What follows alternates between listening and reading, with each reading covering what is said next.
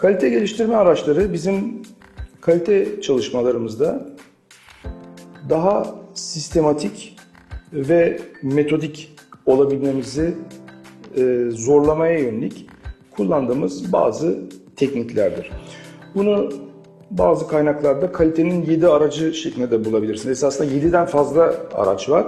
Fakat 7 tanesi genellikle işte böyle literatüre geçmiş vaziyette ama bunların içinden ben size en önemlilerini söylemem gerekirse bir kere çok kullanılan ve tekniğine uygun kullanmamız gereken bir metot beyin fırtınası.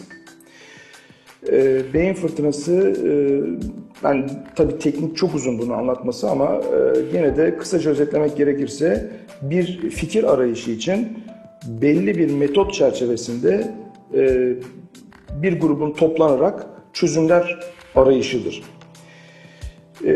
Çok kullanılan bir başka metot balık kılçığı diyagramı veya Ishikawa diyagramı veya sebep-sonuç diyagramı deniyor.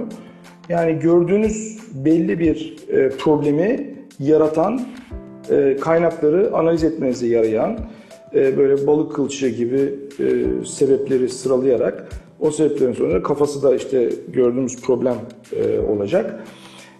Bunu işte insanlar, malzemeler, metotlar, ortam gibi bunları sınıflandırmaya yarayıp ondan sonra da çözüm arayışını kolaylaştıran bir teknik. Çok kuvvetli metotlardan bir tanesi de Pareto analizi. Bunu 80-20 kuralı diye biliyoruz. Böyle kitaplar da var esasında.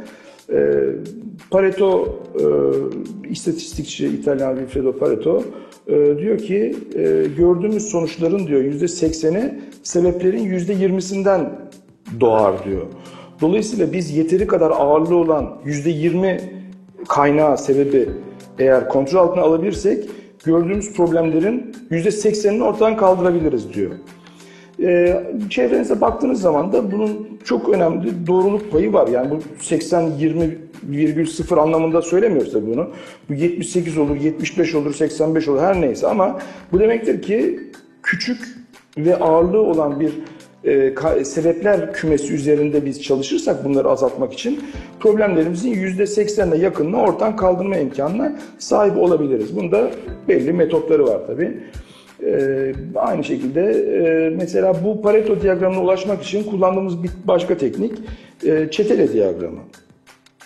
Gördüğünüz her problemin, her hata için bir kağıdın üzerine bir tane çizgi çizip işte beşer beşer onları gruplayıp ondan sonra bunları belli bir diyagram üzerine aktarmak veya bir saçılma diyagramı çizmek. Bunlar mümkün olan teknikler.